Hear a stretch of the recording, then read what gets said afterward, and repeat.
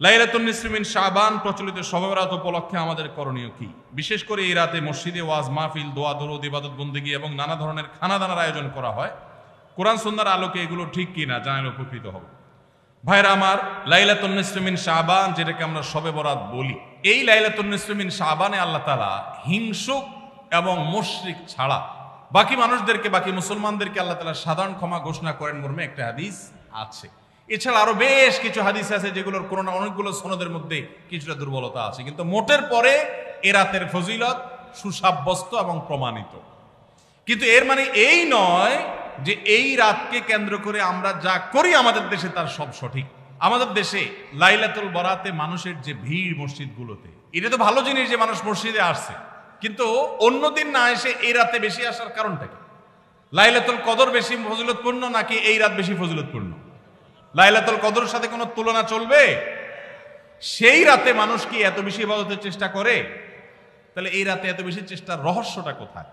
রহস্য হলো আমাদের দেশে মানুষ মনে করে যে এই রাতে ভাগ্য ঠিক হয়, অতএব সারা বছর যাই করি না করি এই একটা রাত মসজিদে গিয়া আল্লাহ বিল্লাহ করে যদি সারা বছরের ভাগ্যটা ঠিকঠাক করা যায়, এরপর আর মসজিদে যায় কেনা। এই চালাকি করলে কি ভাগ্য ঠিক হয়ে যাবে?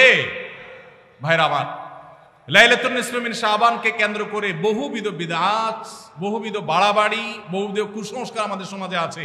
এক সময় তো প্রচুর পরিমাণ পটকা ফুটাফাটি চলতো। আলহামদুলিল্লাহ, প্রশাসনের ভাইয়েরা প্রতি বছর নিষেধাজ্ঞা আরোপ করেন এবং এটা অনেকটা কমেছে, যেটা আমাদের নিরাপত্তা হুমকির মধ্যে আমাদেরকে ফেলে। দিনের নামে আমরা কখনো সেগুলো করতে পারি না। অনেক মসজিদে আলোকসজ্জা করা হয়। আলোকসজ্জা তো আপনি এমনিই করেন সারা বছর, কিন্তু এই রাতকে কেন্দ্র করে আলাদা করে আলোকসজ্জা করা, এই রাতকে কেন্দ্র করে ওই যে হালুয়া রুটি খাওয়া খাওয়ার একটা ব্যাপার এখনো আমাদের দেশে কোথাও কোথাও আছে। অনেকে মনে করে নবীজির দাঁত মোবারক শহীদ হয়েছেন উহুদের ময়দানে, তো তিনি হালুয়া খাইছেন, সেজন্য আমরা ভালো দাঁতে হালুয়া খাই। নবীজির দাঁত ভাঙা হালুয়া খাইছেন, আমাদের আস্ত দাঁতে আমরা কি খাই? হালুয়া খাই। আপনার বাপের ঠ্যাং ভেঙে গেছে, উনি একটা লাঠি দিয়া খোড়ায় খোড়ায় হাঁটে, আপনার আস্ত ভালো দুইটা ঠ্যাং আছে, আপনি বাপের মহব্বতে বলছেন বাবা তোমার পাওটা ভেঙে গেছে, সেই মহব্বতে আমি আমার ভালো পাও নিয়ে লাঠি দিয়ে আমি খোড়ায় খোড়ায় হাঁটতেছি। কি বলেন? বাপ খুশি হবে? খুশি হবে? বলবে এটা তো বেয়াদবি, তামাশা করতেছো আমার সাথে, আমার ভেঙাইতেছো। নবীজি সাল্লাল্লাহু আলাইহি সাল্লাম দাঁত মোবারক শহীদ হয়েছে বাতিলের বিরুদ্ধে জিহাদ করতে গিয়ে। আপনি বাতিলের সাথে আঁতাত করবেন আর হালুয়া খায়া নবীজির সুন্নাত আদায় করবেন, এর চেয়ে বড় হাস্যকর জিনিস আর হতে পারে না। অতএব সব ধরনের বাড়াবাড়ি কুসংস্কার আমাদের বন্ধ করতে হবে। এমনকি এই রাত উপলক্ষে মসজিদে দোয়া দরুদের জন্য সমবেত হওয়া, এ রাতে মানুষকে ডাকাডাকি করে একেবারে এ রাতের ফজিলতের জন্য মসজিদে সবাই একত্র হওয়াকে যারা জরুরি মনে করেন তারাও ভুলের মধ্যে আছেন। ব্যক্তিগত ইবাদতে আল্লাহর ক্ষমা পাওয়ার জন্য চেষ্টা করতে পারেন, সেটা ভিন্ন বিষয়। আল্লাহ আমাদেরকে বুঝার তৌফিক দান করুন। আমাদের দেশে কেউ মারা গেলে চল্লিশা বা জমাত খাওয়ানো হয়, এটা জায়েজ আছে কিনা? ভাইরা আমার, বাংলাদেশের সবচেয়ে শক্তিশালী বেদাত হলো এই বেদাত। এর চেয়ে বড় শক্তিশালী বেদাত এদেশে আর নাই। এই ঠিক ঠিক বলা মানুষ বহু লোক আছে জমাত খায় বেড়ায়। এই বরগুনার আমাদের অফিসে কিছু স্টাফ আছে, বরগুনার 2-3 জন আমার পরিচিত। তো এরা, আমি শুনছি যে তাদের একটা গ্রুপ খুলছে, তারা ফেসবুকে না যেন হোয়াটসঅ্যাপে গ্রুপ খুলছে, জমাত খাওয়ার গ্রুপ। কোথায় কখন কে মরে, কোথায় কার মরার খাওয়ান হয়, ওই গ্রুপে জানাই দিলে সবাই দলে দলে সেখানে চলে যায়। এটা তারা এক এক ইউনিয়নের এক একজন মিলে এটা করছে যাতে কোনো ইউনিয়নের জমাত যাতে মিস না হয়। তো ভাই, এটা হলো সবচেয়ে শক্তিশালী বিদআত। কেন? আমি একটা কথা প্রায় বলি, আপনি গুগলে গিয়ে, সবার হাতে হাতে এখন আজকাল মোবাইল আছে, স্মার্টফোন আছে, গুগলে গিয়া শ্রাদ্ধ লিখে সার্চ দিবেন, তালিবেশ্বর রফালা আকার দয়ের পিঠে বড় ধ, শ্রাদ্ধ। শ্রাদ্ধ লিখে যদি আপনি সার্চ দেন, আপনি দেখবেন সার্চের যে রেজাল্ট আসবে আপনার চোখ খুলে দিবে। কি? হিন্দুদের মধ্যে একটা ধারণা আছে, সেটা হলো যদি কোনো মানুষ মারা যায়, তার মৃত্যুর পর এলাকাবাসী আত্মীয় স্বজন সবাইকে দাওয়াত দিয়ে না খাওয়ানো হলে ওই লোক স্বর্গে সোনা দানা পায়, খাওন পায় না, সে না খায় কষ্ট করে।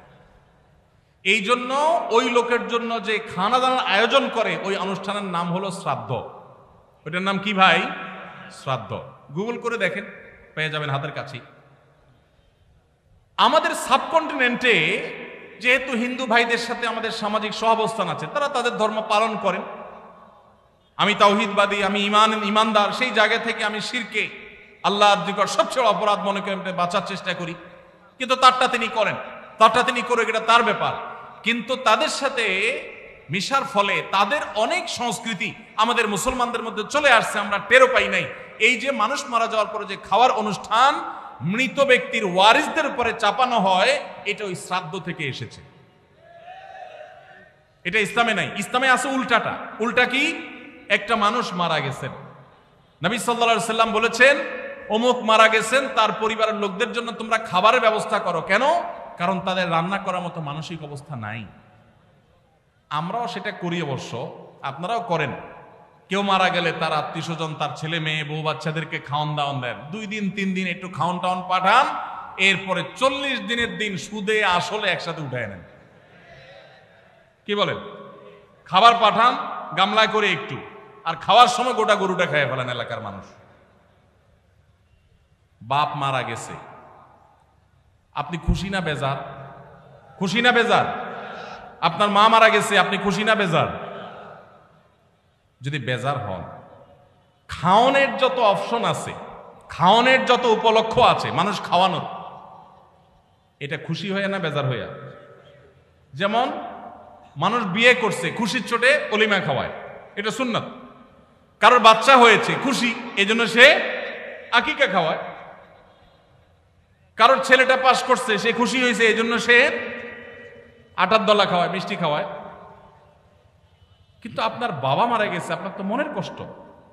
আপনি যেভাবে জিয়াফত দিচ্ছেন, আপনি যেভাবে মেজবানি খাওয়াচ্ছেন, এটা দেখে তো মনে হচ্ছে আপনি অনেক খুশি যে বাপটা চলে গেছে, এখন জমি জমার ভাগযোগগুলো আমরা পাবো। এই উসিলা সবাই খাওয়াই। আল্লাহ আমাদেরকে হেদায়েত দান করুন। শক্তভাবে এই বেদাত আমাদের সমাজ থেকে দূর করতে হবে ইনশাআল্লাহ। আমাদের সচেতন হতে হবে।